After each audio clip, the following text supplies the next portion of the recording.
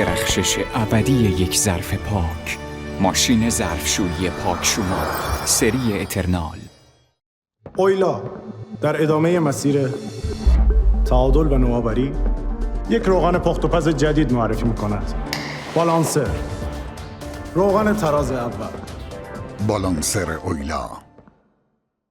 یاد بگیر از تنهاییات لذت ببری. گاهی برای تنهایی خودت جشن بگیر.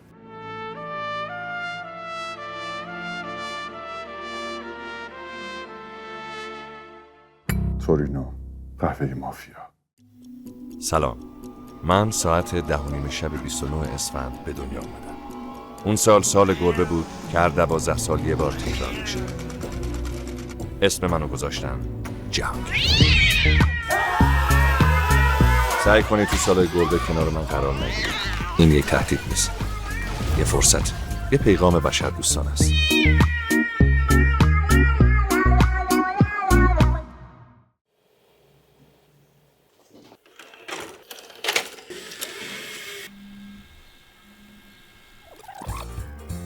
اگه خجل نکش یادتون باشه بابا قنبرم خوب میشناسیم. ما میتوانیم.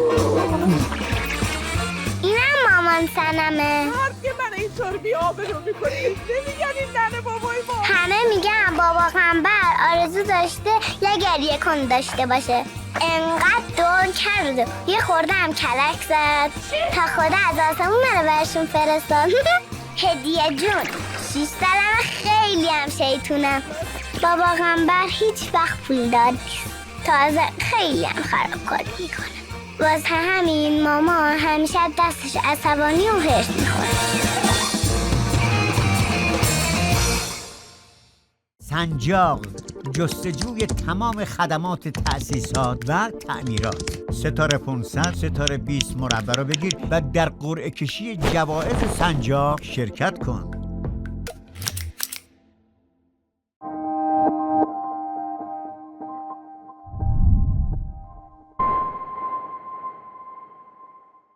ماکسیرول بهترین دوست خونه‌های شاد و پرماجراست. ماکسیرول، ابردستمال در همه حال. جیولین شما را به دیدن این سریال دعوت می کند.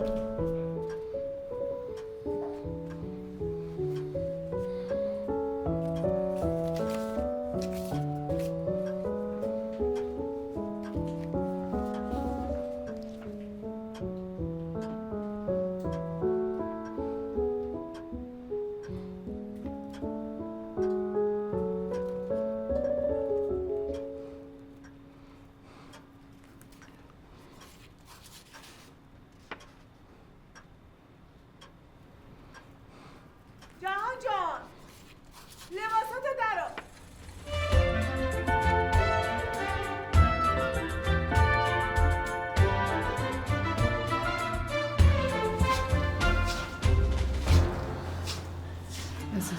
خسته باشی.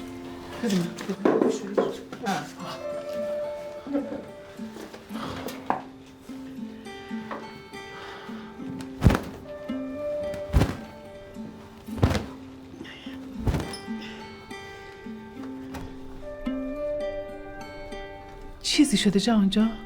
دارم به سالایی که کنار هم بودیم فکر میکنم. روز اول آشناییمون یادته؟ مو به مو. جشنواره شعر کودک نیشابور. من دانشجو بودم. وقتی رفتی رو سن پشت تریبون نظرمو جلب کردی. میکروفونو که گرفته بودی هم قد و قواره خودت کنی، صدای نبضمو میشنیدم. نفسم بند رفت جهان. نفسم میگم بند رفت. نفسم فوقم بند رفت. بعدش که درگیر کتاب فروشی شدم کمتر شعر گفتم. آره حیف. چقدر گفتم این مجموعه شغال چاپ کنم.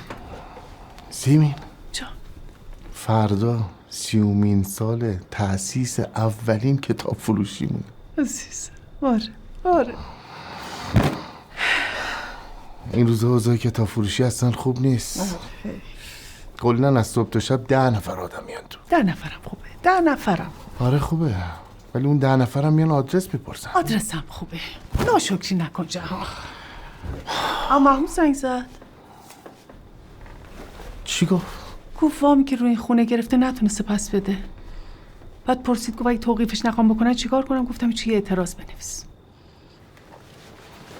هر کاری دستمون برمیاد باید واسش بکنیم. آره. کلاً کرایه خونه 60 متری داره ازمون میگیره بابت این قصر. ولی به هر حال خیالش راحته وقتی ایران نیست ما از خونش مواظبت میکنیم دیگه. ها؟ ولش کن. آره ولش کن. الان چند وقته هر موقع تنهاییم داریم از بیپولی و بدبختی حرف میزنیم. آی گفتی. 2 دقیقه کسی نیست. ول کن این حرفا رو. بذار خودمون باشیم. خود بیا به غیر از عاشقانه هامون امشب به هیچ چی فکر نکنیم. چشمون رو ببندیم با عاشقانه هامون فکر کنیم. باشه. کجا؟ من نمیگی چشامون رو ببندیم با عاشقانه هم فکر کنیم. همینجا دیگه. کسی نیست. کسی نیست. آره. فرق نمی‌کنه. آره. ببند. سیمی جان. حالا بدهی چقدری هست؟ 60% قیمت کارشناسی این خونه. خیلی پوله. خیلی. بی خیال. فراموشش کن. امشب به غیر از خودت به هیچی نمیخوام فکر کنم. آره. فقط تو. ببند چشاتو. راست میگی؟ آره. راست میگی. دل بده. ببند. بستی؟ بستم. منم بستم. هی سیمی جونم. جان. میگم این که وضعش خوب بود. چی شده دفعه اینجوری خورد به خنس؟ جان میخوای کلن عاشقانه هامون رو تعطیل کنیم برسیم به مشکلات هم محمود؟ نه قربونت برم. آره. نه شرمنده. والا. ببخشید. والا بذار ذهنم مشکلات مشغول هم شد. ببخشید. نه تموم شد.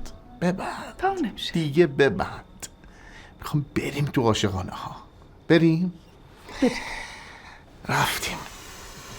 بستی چشتو؟ بستم جهان بستم. ای خدا. سیمین جان که تمام جنگ های جهان از جایی نزدیک جغرافیای چشمان تو آغاز شد. تو بانکتون نمیتونی واسش کاری بکنی؟ الان عمو محمود وسط جغرافیای چشمای من چیکار میکنه؟ الان وسط این همه بدبختی و گرفتاری پول اجاره خونه اضافه و جابجایی و پول بونگا و اینا رو کم داشتیم. پریشون نشو جهان. نرو استقبال بدبختی. اعتراض نوشیم بذار جوابش بیاد دیگه. خب باش قربونت برم. خدا نه. شرمنده. نه بابا. وسط این همه گرفتاری من نمیدونم اگه تو رو نداشتم، اگه حمایت های تو نبود چی کار میکردم؟ حالا جوابش کی میاد؟ یعنی بیاد خودت میگی دیگه. میگم جواب. یادت که نمیره. نه زغال بذارم خستگی در زغال بره. نه. بذار زغال بذارم بالا کاری نداره که. بشین فردا صبح زود کار مهم دارم. اشکال نداره عاشقانه اون رو بذاریم یه شب دیگه. نه شرمنده. نه دشمن شرمنده. جبران میکنم. ببخشید. ذهنم مزه. آره پریشون نشو جهان. پریشون نشو. قربونت برم جبران میکنم. شرمنده. من رفتم بخوابم. شب بخیر. کاری نداری؟ نه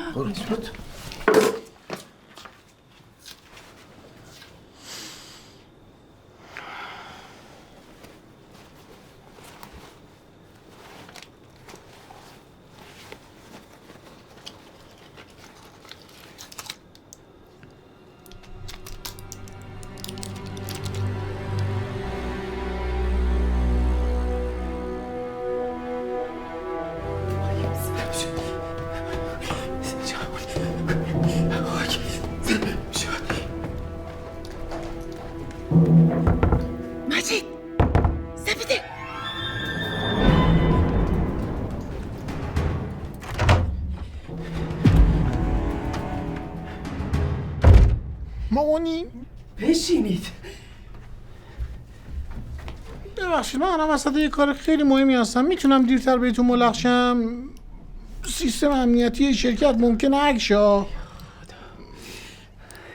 تو نگران یه شرکت فکستنی، من نگران ستون این خونم. پدرتونو میگم، ستون خانواده. مامان جان ببخشید میشه زودتر ماجرا رو بگین؟ من ساعت 10:30 لایو شکوفایی در بحران دارم. اون 32 تا فالوورت به جای ساعت 10:30 مگه 11 شکوفا بشن نمیشه؟ 33 تا مامان جان. خودمو حساب نکردم. خودتون حساب کنین. چه جوری حساب کنم؟ چه جوری خودمو حساب کنم؟ مامان جان بابا میشنم. پدرتون میخوره. چی میخوره؟ قرص میخوره. بالاخره تو سن پدر خوردن قرص تقویت جسمی لازمه. قرص ضد افسردگی میخوره.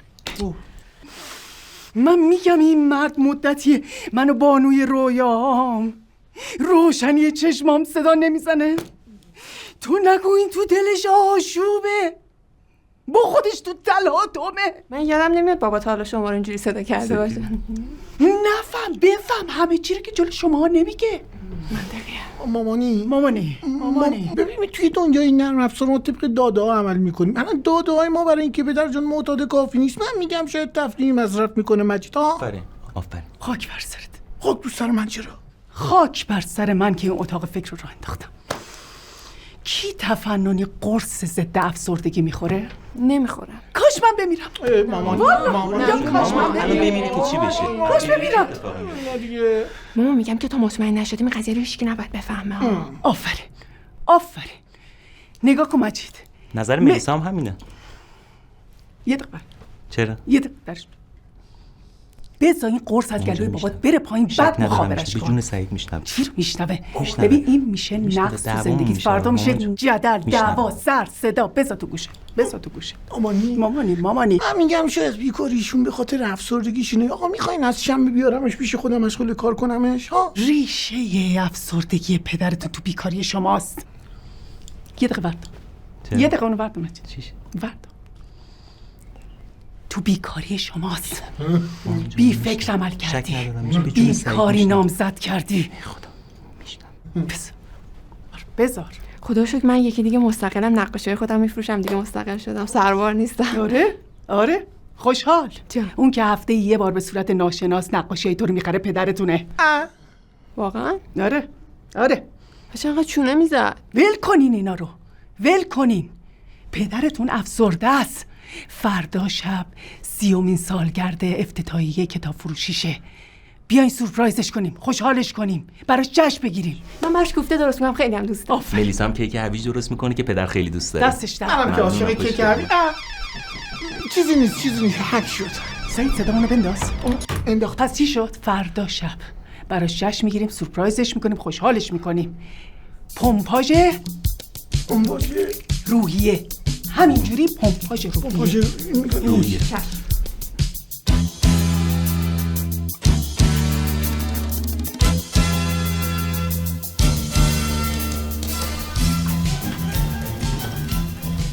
خدا رحم کرد گفتم یه امروز رو طبیعی رفتار کنی.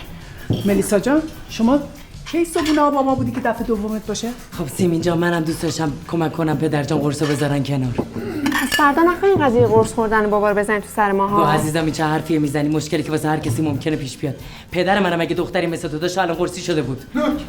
بش بگین یه پس هم دیگرم بزنید. خوبه گفتم میخوام به پدرتون کمک کنیم. ببین چی میگه آخه. کشته ندیم خوبه. بیا برو اونور. زغال ساج ما در دیگه نه؟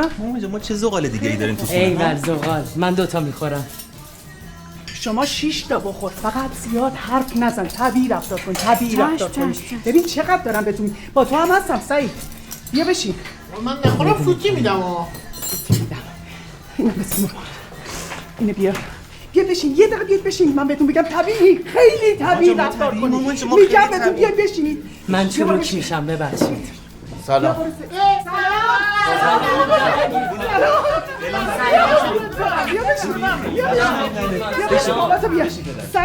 سعید مجید چی تخم مرغ بردار بیا راحتم. سعید بیا بشین. عروس خانم اینجا چی کار میکنه؟ خیلی طبیعیه جهانگیر خان. امروز صبح هوس کردم صبحانه رو کنار خانواده همسرم میکنم. خیلی خوش اومدی. خیلی طبیعیه، همه چی طبیعیه، همه چی طبیعیه. نیمرو بذار برای بابات. بیا نیمرو خوره. جهان امروز پرهیز نداریم. گفته باشم کره با پنیر میخوری یا با مربا؟ ها؟ فرق نمیکنه، دستت درد نکنه. بیا تخم مرغ. سیمین جان دیشب تو لباسای من چیزی پیدا نکردی؟ جهان جان چه قرصی؟ چه قرصی؟ من قرص پیدا کردم بچه‌ها؟ قرص پیدا کردم؟ من قرص دیدم؟ من قرصی ندیدم. من گفتم قرص؟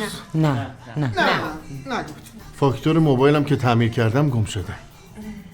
من چیزی تو جیب پدرتون پیدا کنم بهش نمیگم؟ چرا همیشه میگه هر وقت تو جیب ما اصلا تو جیب ما پیدا کنید به واقعا خوش به حالتون جهانگیر خان که یه همچین خانواده شادی رو تشکیل دادین. شما الگوی پدر من هستین. حق داره پدرت. واقعا؟ بله میدونین عکس شما رو زده رو در یخچال کنار کی؟ مسی. مسی کیه؟ یه فوتبالیست برزیلیه پدر جان. ما ملیسا جان یکی از خوشبخت ترین و شادترین و بهترین خانواده های دنیایی. حالا بهترین هم نباشیم قطعا جز 5 تای برتریم. 5 تا هم خوبه. صبر کن ببینم. جان خبریه؟ نه چه خبری؟ خبری نیست. چه خبریه؟ خبری همه چی طبیعیه. نه برای افتخار کردن به پدر مگه باید خبری باشه؟ لطفاً به افتخار پدر. بس اینا همه به خاطر وجود توی جهان. این شادی به خاطر توه. آخه دیشب یه خواب بد دیدم. خیر انشالله. خواب دیدم یه مردی اومده بود توی اتاق خوابمون، یه دونه چاقو به این بزرگی رو تا دسته فرو کرد تو پیجاما. خب خدا رو شکر. خیره روشنیه، اصلا چاقو تو خواب روشنی. اصلا میگن اومده کاره. رزق و روزی تا دسته میخواد فرو بره تو زندگی ما. خیره آره جان. مامانی من میگم به مناسبت این خواب خوشم پدر جان قهوه زغالی درست کن. منم زغال گذاشتم پدر جان. آره بابا. نه بفرمایید. خیلی خوب جهان دیشبو که پیچوندی ولی الان بچه‌ها منتظرم. بیا قربونت پاشو. بفرمایید. خیلی خوب. پاشو پدر. پاشو.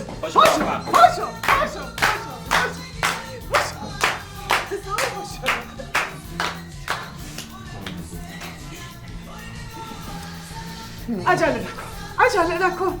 وقت داریم. جان یه دقیقه صبر کن یه دقیقه. بچه‌ها تا حالا خودتون نپرسیدید چرا من قهوه رو درست نمی‌کنم هیچ وقت؟ نه چرا؟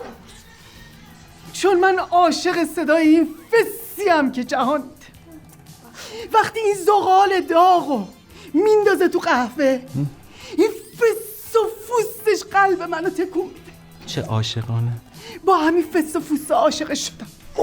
مامانی تابلو نکن دیگه. زغال و هر کی بندازه تو قهوه همین صدای فسو میده دیگه مجید ها. نفهم این فس و فوست بابات با همه فس و فوستای دنیا فرق داره. بنوزم. برو بنداز. برو خدا نگهدارت باشه. برو بنداز. موفق باشی پدر.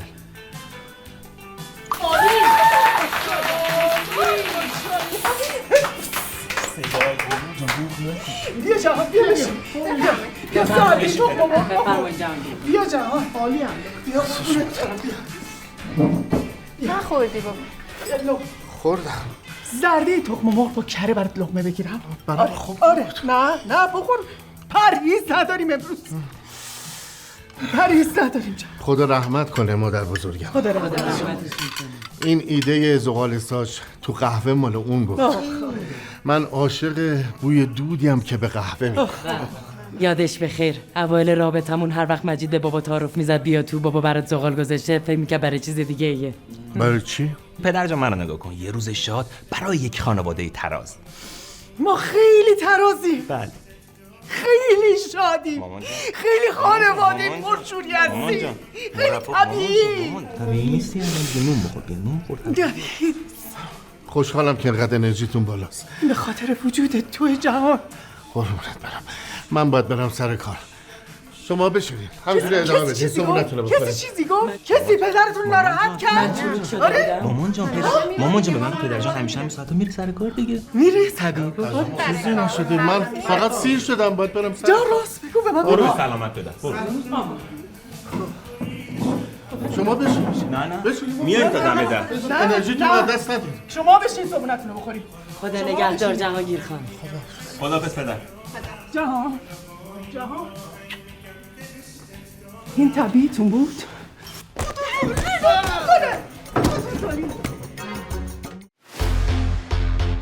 جلوگیری از سایش قطعات موتور در شرایط گوناگون. روغن موتورسیکلت جیرو 3X کاسپیان، پرتوان مثل یک قهرمان.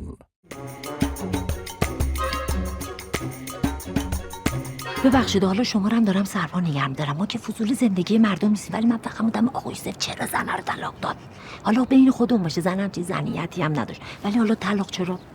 متاسفانه طلاق خیلی زیاد شده. آره ببین، ولی شما قدر زنتو بدون، با اینکه اجاقت گروه زن صداش در نمیاد. ای بابا خانم شما به زندگی ما چی کار داری؟ اعصاب نداری یا؟ یه تعارف هم نکرد. سلام آقا جهانگیر. سلام ناهید خانم، چه خبر؟ سلامتی. بی خبر. هر چند قدیم گفتم بی خبری یعنی خوش خبر. چی شده؟ چرا گرفته ای؟ نه خوبه. نه ببین، قصه دنیا رو بریز دور. الان خوب بود مثل اون یارو اجاقت کور بود. واکن. کی؟ آقا سیروس؟ نه بابا، اون که زن و بچه‌اش در به در دنباله نه. یه کاری کنم اجاقش کور شه، بی صاحب کور نمیشه. ناهید خانم منو که میشناسی. بابا اصلا راضی نیستم که پشت سر مردم حرف میزنی. ببین من که پشت سر مردم حرف نمیزنم، مردم خودشون میان حرفاشونو به من میزنن.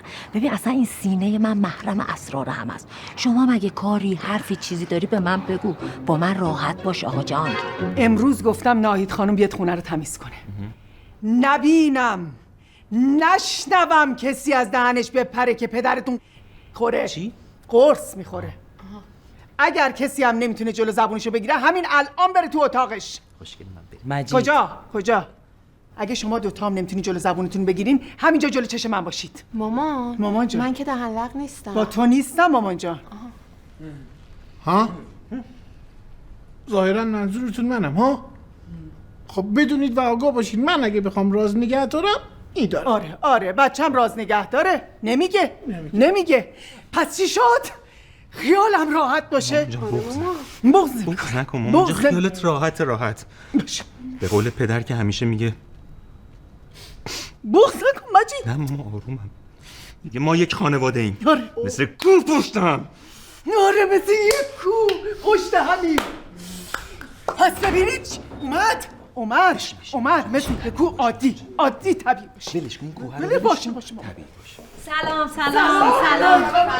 خوبی؟ چطوری؟ خوش اومدید. سلامت باشی. آقا جهانگیر جلو دردم چرا اینقدر دماغ بود؟ نه پدر جان خیلی هم سرحال بود وقتی که رفت. بله خیلی سرحال شاداب. سعید جان تو به من بگو چی شد؟ به خاله نایدت بگو. مامانی من وقتی تمرین یوگامه. آره لطفاً کسی مزاحم آرامشم نشه. بچه‌م یوگا داره. نه من دیگه مطمئن شدم یه خبری شده اینجا، شما به من نمیگی. خبری نیست. نهید خانم چه خبریه؟ یه عالمه کار مونده تو زمین. پاشو منم میرم اداره. برگشتم بعد از ظهر با هم دیگه کابینت‌ها رو میریزیم بیرون، تمیز میکنیم. سیمین جان خط قرمز من اعتماده.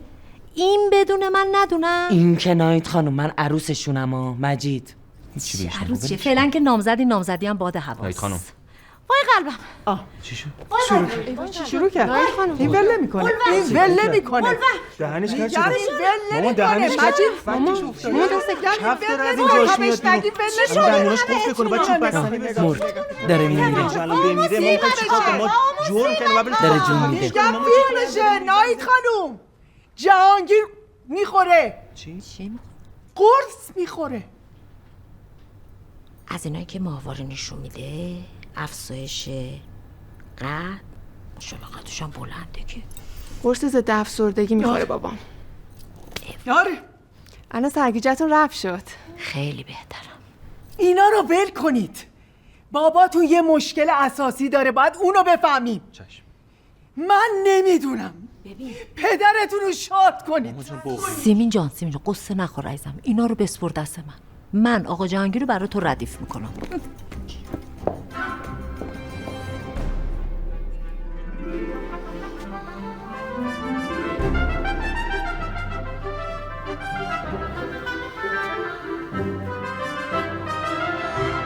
آقای صبوری تو این منطقه به ازای هر یک نفر 2 قلیونی هست. ولی تو شوهای 5 کیلومتری یه کتاب فروشی نیست. آقای صبوری بذار اینجا کتاب فروشی بمونه. اجاره رو زیاد میکنی؟ یعنی برات فرقی نمیکنه اجارت از پولی باشه که جوونا بابت کتاب میدن یا 2 سیب؟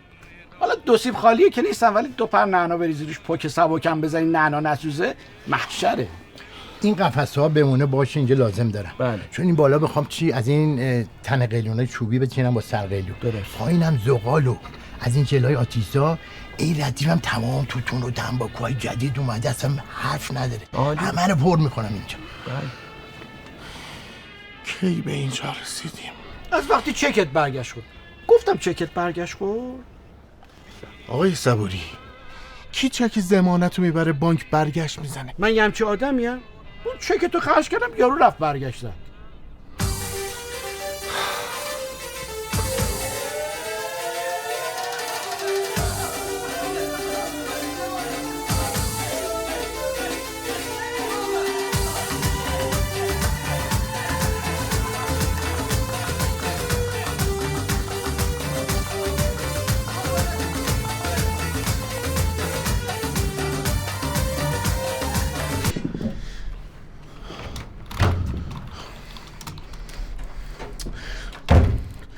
نای جون بزن دیگه. حاجی خوب من پایین گفتم دارم یوگا کار میکنم، کسی مزاحم ما را میشه من نشه. خدای خودت فایروالا این پسر از اتک دشمن حفظ کن.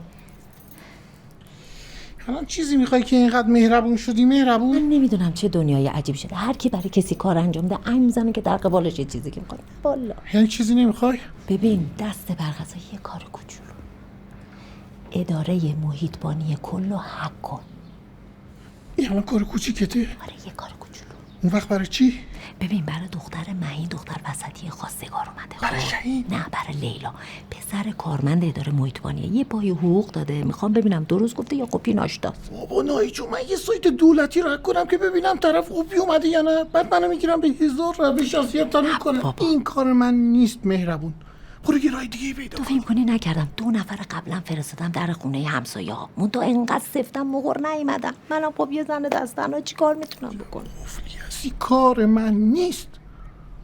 چی منو باش چه توقعی دارم از تو واسه بابات قدم قدم برنشی واسه من برداری. من چیکار میتونستم برای پدرم بکنم که نکردم؟ خاک تو اون سرت بابا. پیاما و پیغاما و SMS های باباتو چک کن، هک کن، ببین بالاخره این آدم یا یه مشکل مالی داره یا یه مشکل اداری داره که قرص میخوره، یا شاید هم با یه زن دیگه در میونه. ها؟ با یه زن دیگه در میونه. غیر ممکنه. من پدرم عاشق مامانته. آره مامانمه. خیلی جمله آشنایی گفتی. آخرین باری که من این جمله رو شنیدم الان اون طرف داره بچه‌های مامان جدیدش رو بزرگ میکنه. به آرامشت برس.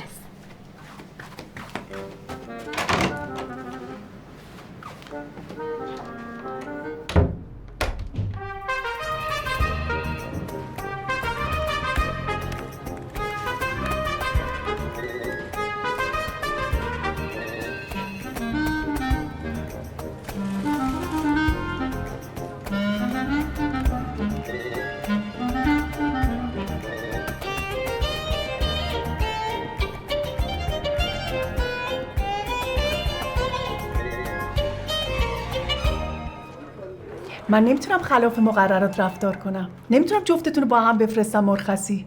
آقای قاسمی شما تشریف ببرین، هر وقت برگشتی خانم بیات برن. خانم معسله، مگه میشه جدا جدا رفت؟ من عذرخواهی میکنم. در قوانین مؤسسه برای معسل شما چیزی لحاظ نشده. وقتی میگم عشق و عاشقی در محیط کار ممنوع، برای امروز گفتم. خانم میخواین از معسل دور کاری کنیم؟ شما وسط مؤسسه کار نمی‌کردین، حواستون با هم دیگه بود. الان میری معسل برای من کار میکنی؟ خانم ما هیچ وقت روابطمون رو قاطی کار نکردیم. چه جالب. اتفاقا من در این زمینه یه خاطره‌ای دارم. کی رو فتوکپی شناسنامه مشتری قلب کشید گذاشت لای پرونده یادش رفت؟ خودتون بگین. بعد شما پرونده رو داده بودید به مشتری، فکر کرده بود شما برای اون قلب کشید.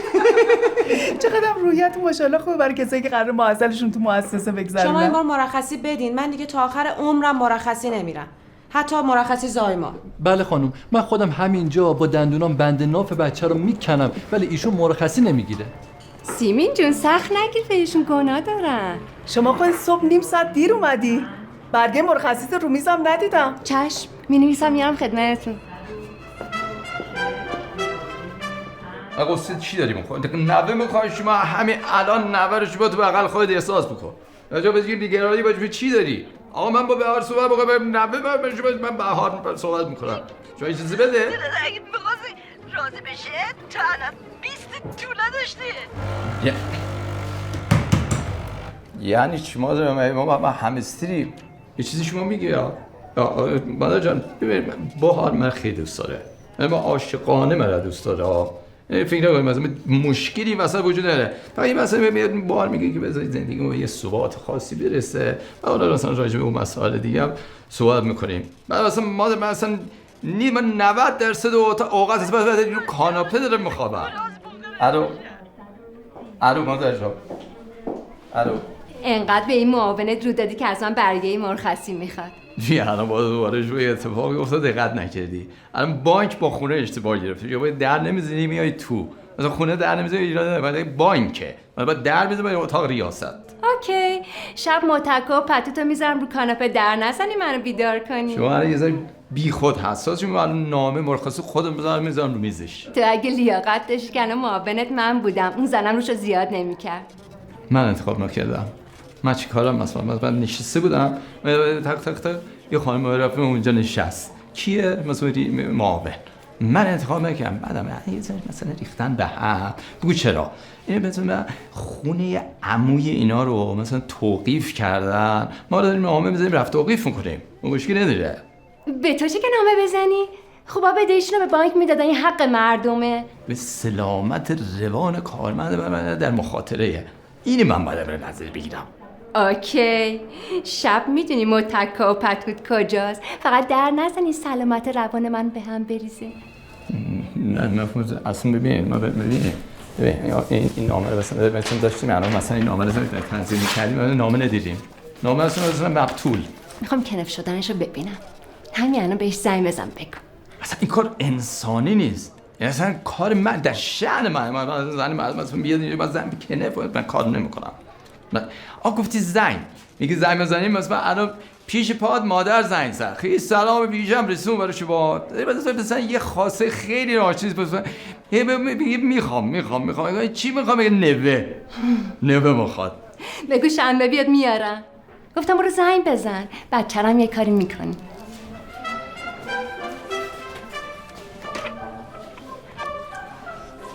خمسان بانی تشریف ریاست. عرض کردم تشریف بیارید ریاست. همین وقتی که شما من نمیگیری همین وقت من برای احقاق حقوق حقی مردم بذارم. باشه این حرفا رو جلوی کسی دیگه بزن. بله آقای میخچالچی امری داشتین با من؟ عرض میکنم خدمتتون. ببینید مدیون منو 10 بدتر من باشید. اگه فکر کنید من صد خودم نذاشتم واقعا نمیشه رفت توقیف نمیکنن. کار نمیتونم بکنم. یه درصد احتمال نداره من کاری بکنم. من بخش متوجه نشدم این چی رو؟ ببینید میگم مدیون منو بدتر از من باشه. اگه فکر کنید من صد نذاشتم برای شما من میگم کار نمیشه. یعنی رفت توقیف نمیشه. ملک توقیفه. بله دست شما درد نکنه. من که البته باید تلاشمو بکنم چون به هر حال ما داریم تو اون خونه زندگی میکنیم. بعد این اجاره‌ای هم که میدیم به عموم خیلی ناچیزه. جهانگیر مثلا تو وضعیتی نیست که ما بخوایم جابجا بشیم و دوباره بخوایم دنبال اجاره و فلان و اینا باشیم و اینا یه ذره افسرده بشه.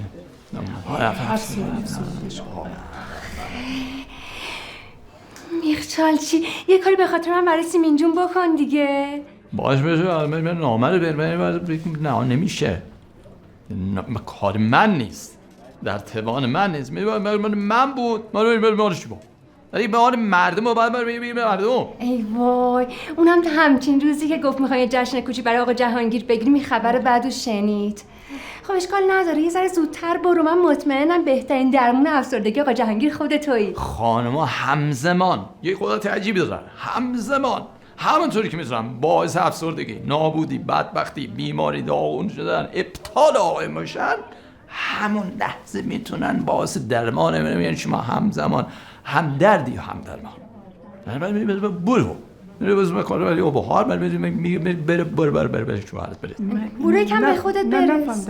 منظورش این بگم به خودت برس. این چه سر و وضعیه که برو آرایشگاه یه قیافه برای خود درست کن دیگه. منظورت این بود دیگه. نه من کار خاصی ندارم. دختر عروسم گفتن شما بیا، ما هیچ کاری نداریم. قرار من مثل ملکه ها برم دست به هیچی هم نزنم. خانم میخچالچی، نه حالا این باغ زندگیمون به ثمر نشستم.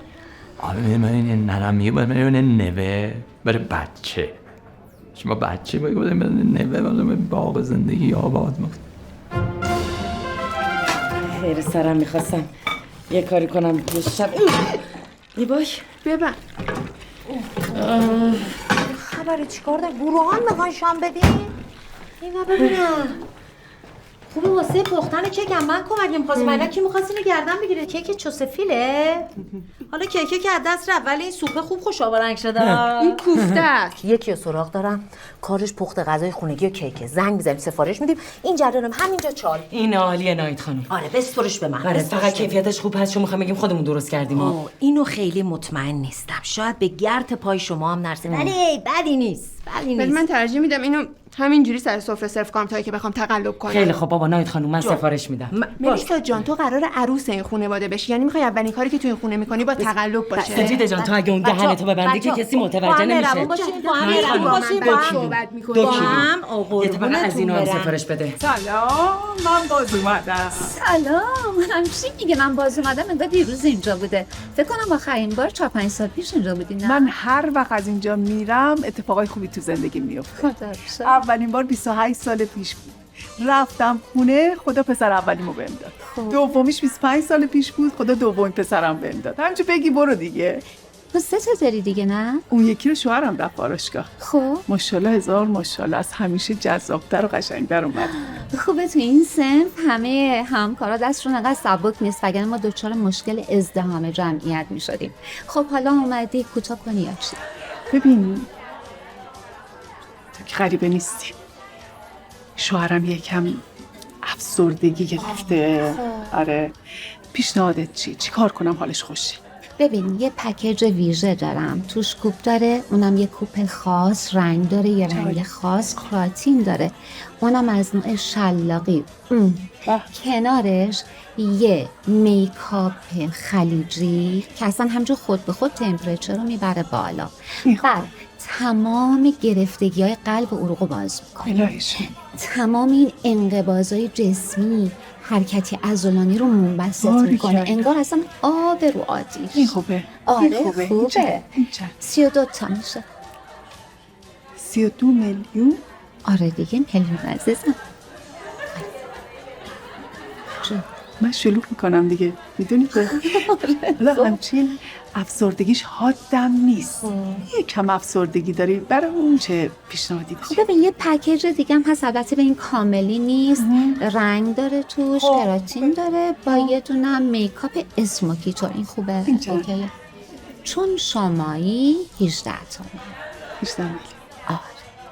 بی خودی شلوغش میکنم دیگه.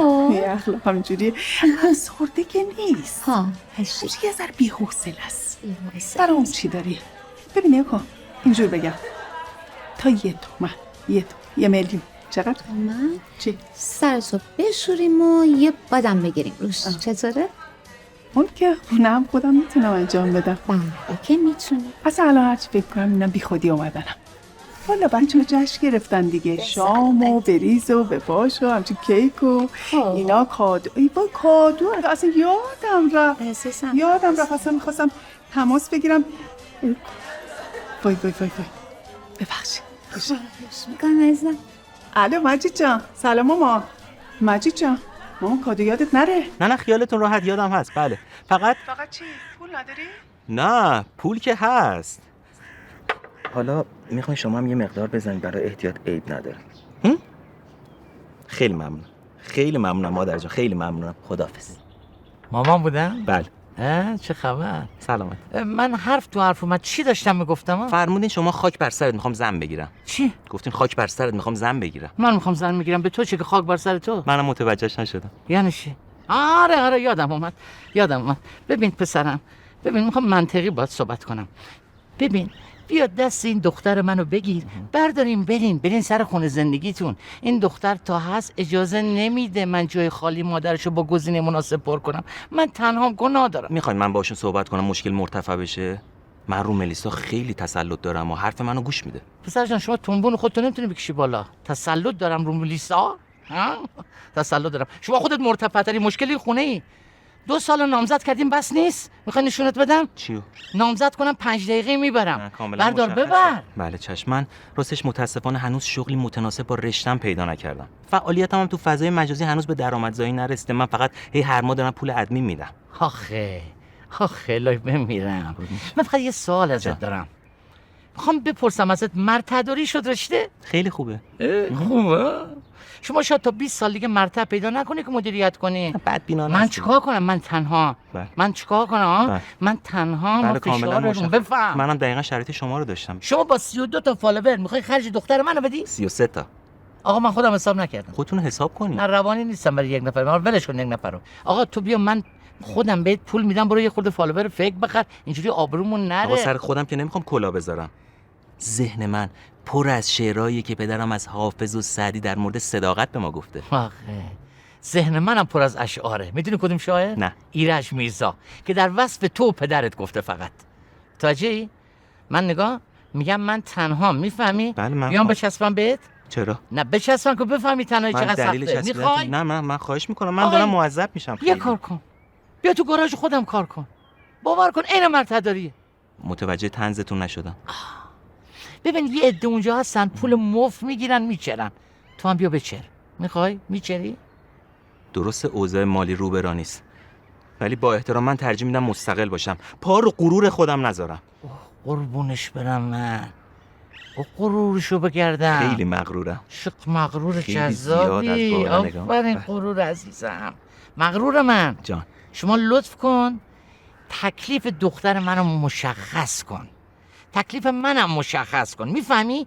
چون اگر این کارو نکنی مجبور میشم خودم تو رو از دخترم مستقل کنم. کلا مستقل چی بری بر خودت. مطمئن باشین همه چیزو درست میکنم. قول میدم ملیسا رو خوشبخت کنم. قول میدم. چه خبرته؟ ما امشب داریم یه جشن کوچیک برای پدرجان میگیریم. شما هم تشریف میارین؟ جشن؟ جشن کوچیک ها؟ بلند شو چشمم دور شو. چرا؟ من آخرین باری که تولد داداشت اومدم دیگه اون آدم سابق نشدم. آخه کی تو تولد شاهنامو خونی میکنه؟ خوبه که خود فردوسی تو تولد خودش ساسی گوش میکرده. آخرش دختر منو تباه میکنی.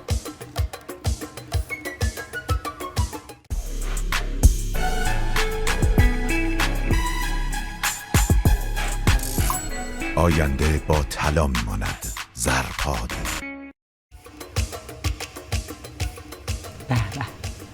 عالی شد.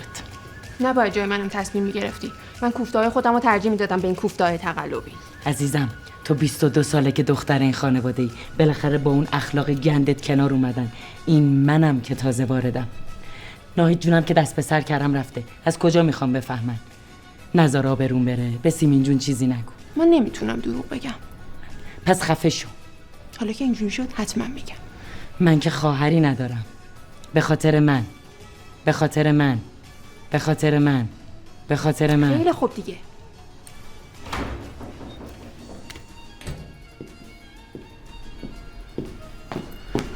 سلام سیمین جان. زدین کیک و غذا رو خراب کردین دارین از هم تشکر میکنی؟ شما از کجا فهمیدین؟ ناهید خانم چیزی رو بدون مخابره نکنه. تازه گوشی خودش هم شارژ نداشت. با گوشی آقایی بهم زنگ زد. من میخواستم بهتون بگم الان خیالم راحت شد. الان مسئله ما غذاست. خیر. مسئله ما کیکه. خیر. مسئله‌مون چی بود؟ جهانگیر خان. بله. شادی باید شد. پدرتون رو شاد کنید. بله. میفهمی؟ سلام بلایی تو خونه. مامانی من در مورد پدر یه چیز مهمی رو باید بهتون بگم. ول کن سعید ول کن. مسئله اینا نیست. بیا اینو بگیر باباتو شاد کن. من با این چجوری بابا رو اومد طبیعی باشی. فردا بیا سپیده بیا. بودو سعید بیا ملیس بیا. بزن 1 2 3.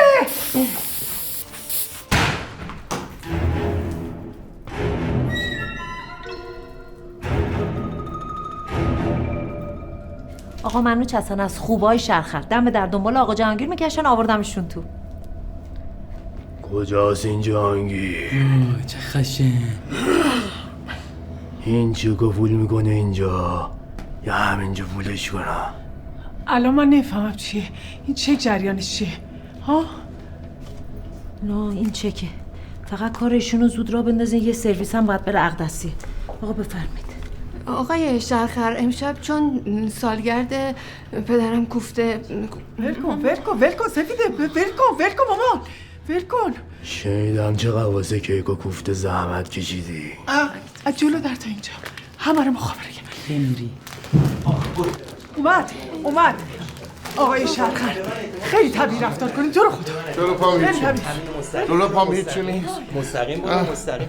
خوبه سیمین پدر اون مامان نیست پدر. این کیه؟ نمیدونم چهرهشون اصلا آشنا نیست. جهانگیر تویی؟ بله خودشون اصلا جهانگیر عدی پدر خانواده. گنده نکن برا من. چش کوچیک چش ریز. نه گنده نکن. مال عینکمه. گنده نشون میده. ببین این چکت پول نشده، منو فرستادم بالا سرت پولش کنم. شنیدم آدم خوبی هستی. غم نیمچه پنجه بسکو از تو ماشین نیاوردم. برم بیارم؟ من برم بیارم؟ مجید نفهم.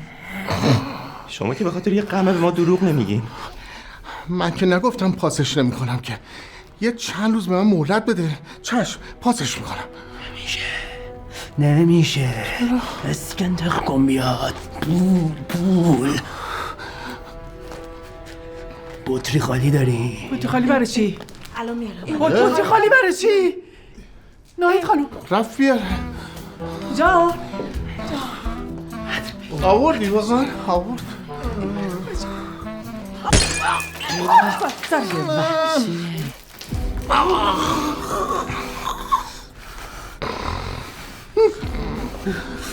ببین بهش فرصت بده، در اولین زمان چک تو رو پاس میکنه. تو رو خدا این دفعه رو به خاطر ناهید خانوم یه کوچیک ارفاق میکنم، ولی دفعه بعد دست خالی نمیام. وای نخور میره تو گلود. شیشه رو خورد. شیشه میخورد. دل و روده مری نای همه بیا بریم اقدسیه، میمونی تو ترافیک. بیا بریم. سیمین جان این کی بود؟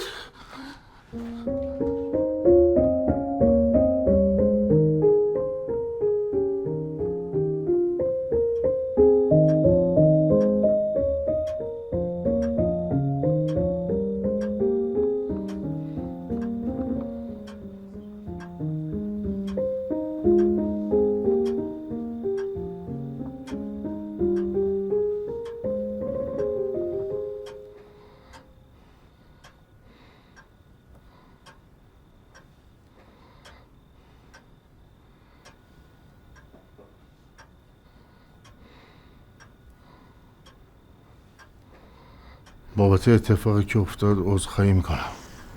نباید اینجوری میشد. خودی بزرگش میکنی جان. یه شرخر ساده است دیگه. شرخرم نمک زندگی. ممنونم از حمایتت سیمین جون. من واقعا خانواده خوبی دارم. تو خوبی که ما خوبی. نه جدی میگم، من بهترین خانواده دنیا رو دارم. تو بهترینی که ما بهترینی. تو تمام این سالها همه سعیمو کردم که براتون بهترین رو فراهم کنم، ولی میدونم که بهترین نشد. تو بهترین نشدی که ما بهترین نشدیم. ول کنین. کادوتو دوست داشتی جهان؟ آره خیلی. دستتون درد نکنه. مبارکت باشه. به هر حال میدونی که با پول کتاب فروشی نمیشه زندگی رو چرخوند. اوضاع خونم که بیخ پیدا کرده، فکر کنم اعتراضمونم به جایی نرسه. بس اوضاعمون بدترم میشه. ما غریبه این پدر؟ پس چی شد؟ خانواده، کوه؟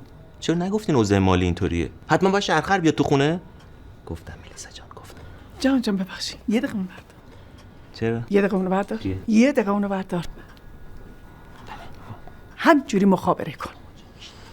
نگفتم بهت اینا فردا میشه تو زندگی نقص، باعث سر صدا جدل. ول کن، بذار سرجش. ببخشین جهان جان. بسلام. حالا الان که فهمیدی چه کاری از دستت ساخته است.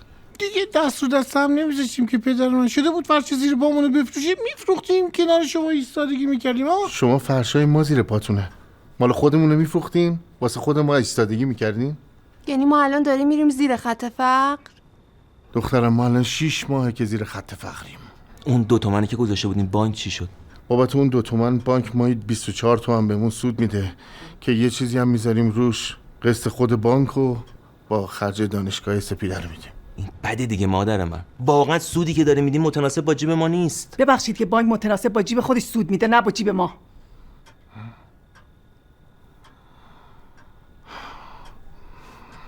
توی این مدت هر کاری که تونستم کردم. سعی کردم که شما چیزی نفهمین و از هر کی که تونستم پول قرض کردم، ولی دیگه فایده ای نداره، کاری از دستم بر نمیاد. دیگه نمیدونم باید چی کار کنم. تا اینکه امروز با خودم فکر کردم شاید بهتر باشه که بریم پیش اون.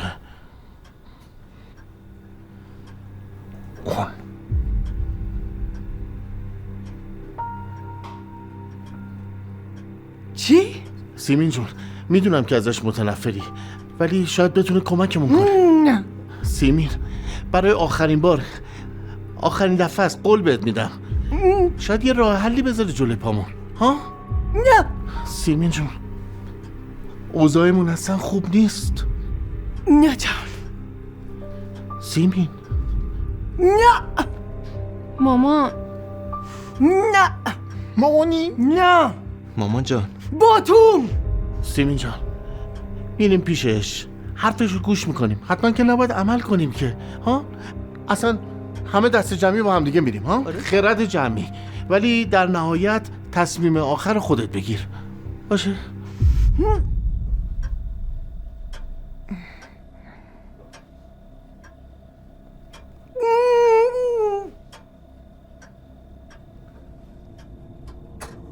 قبول.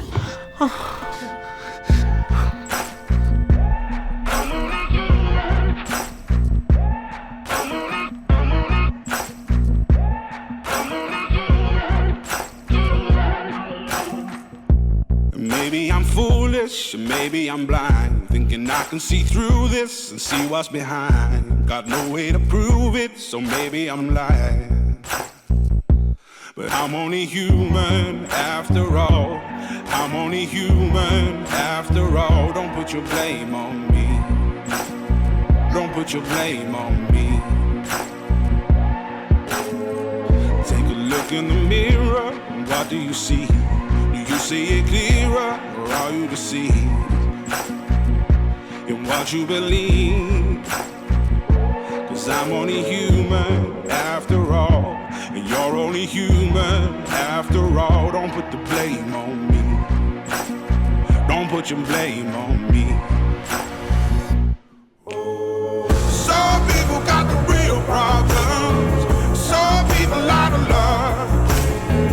Some people think I can solve them. Lord heavens above, I'm only human after all. I'm only human after all. Don't put the blame on me. Don't put the blame on me. Don't ask my opinion, don't ask me to lie, and beg for forgiveness for making you cry. For making you cry. 'Cause I'm only human after all. I'm only human after all. Don't put your blame on me. Don't put the blame on me. Oh, some people got the real problems. Some people out of love. Some people think I can solve them. Lord heavens above, I'm only human after all. I'm only human after all. Don't put the blame on me. Don't put the blame on me.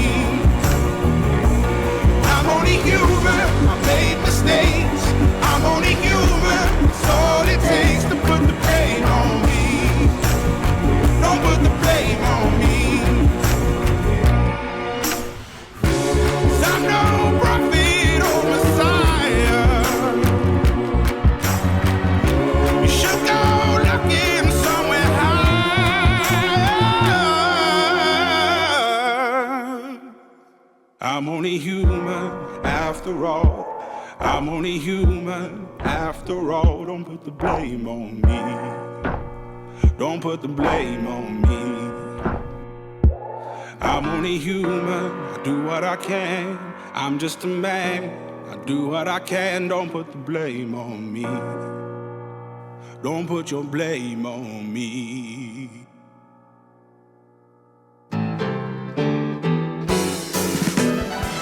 میخوام برات داستان بگم، گوش بده بدون زیاد و کم. بگم برات از سوال ذهنیم، سوال مهم کل زندگیم، که اون چیه که خراب شده، اون مقصدی که سراب شده. بدونم دلیل گمگشتگی و بفهمم آخر راز زندگی.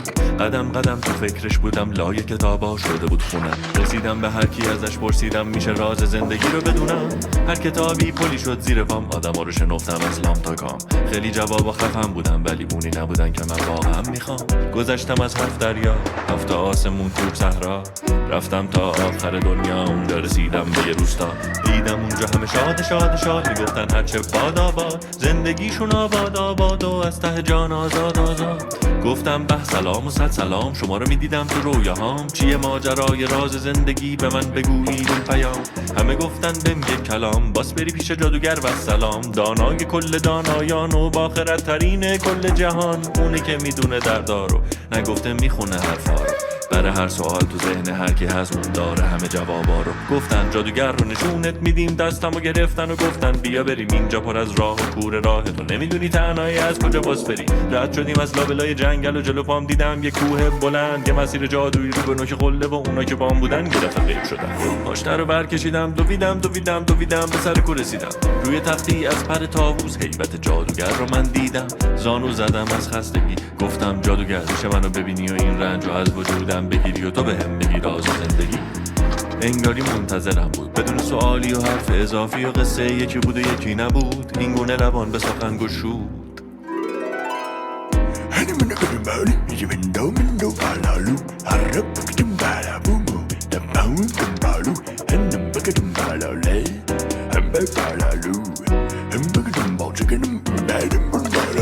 جادوگر بلند شد و روبروم ایستاد، این گونه به سخن ادامه داد که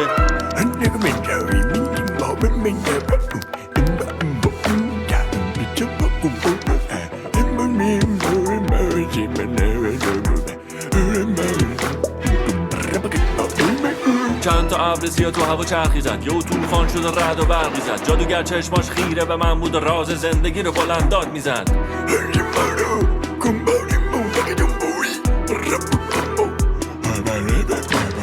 جادوگر وقتی حرفاش تموم شد اونجا نبود، برقی زد و آتیش گرفت و رفت هوا شد دور. شنیدم راز زندگی رو با همه وجود، میرفتم به سمت پایین کوه از کنار رود، در حالی که یه شیار ریز رو فرق سرم بود و یه گل زیبا ازش بیرون اومده بود.